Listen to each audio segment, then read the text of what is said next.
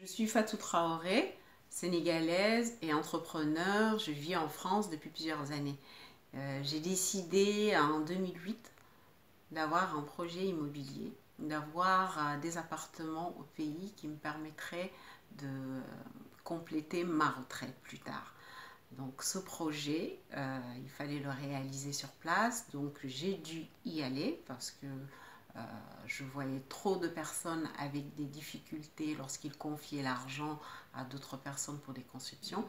J'ai donc décidé d'y aller 18 mois. J'ai laissé ma famille en France, j'ai arrêté de travailler et ces 18 mois pendant lesquels j'ai supervisé les travaux ont été extrêmement pénibles.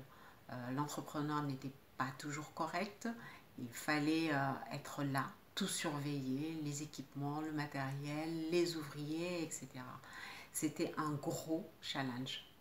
Une fois donc cette réalisation faite, il fallait s'attaquer à un deuxième challenge non moins important qui consistait à trouver un gérant, donc un agent immobilier capable de gérer l'ensemble qui me permettrait de payer le crédit que j'avais contracté parce qu'une partie de la somme c'était un emprunt que j'avais fait à la banque au Sénégal. Et là, ça a été aussi difficile. Les agents se sont succédés, c'était très compliqué. Quand ce n'était pas les locataires qui menaient leur loi, c'était carrément les agents immobiliers qui ne jugeaient pas utile de me donner des informations. J'avais des sommes qui étaient virées sur le compte. Les locataires rentraient, partaient, je ne savais jamais à quoi correspondaient les sommes et quand je demandais des explications, je les agaçais. Je les agaçais tout simplement parce que je suis carrée, je veux que les comptes soient carrés. Donc j'avais décidé de vendre. Et lors d'un networking à Paris, j'ai rencontré Monsieur Ba, qui est donc un des gérants des maçons du Fouta.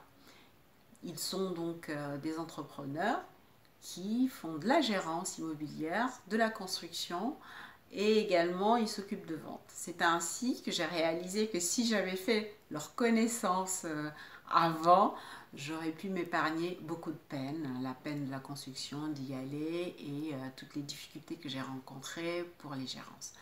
En tout cas, je peux vous assurer que depuis qu'ils ont pris en main la gérance de mon bien, je n'ai plus de problème.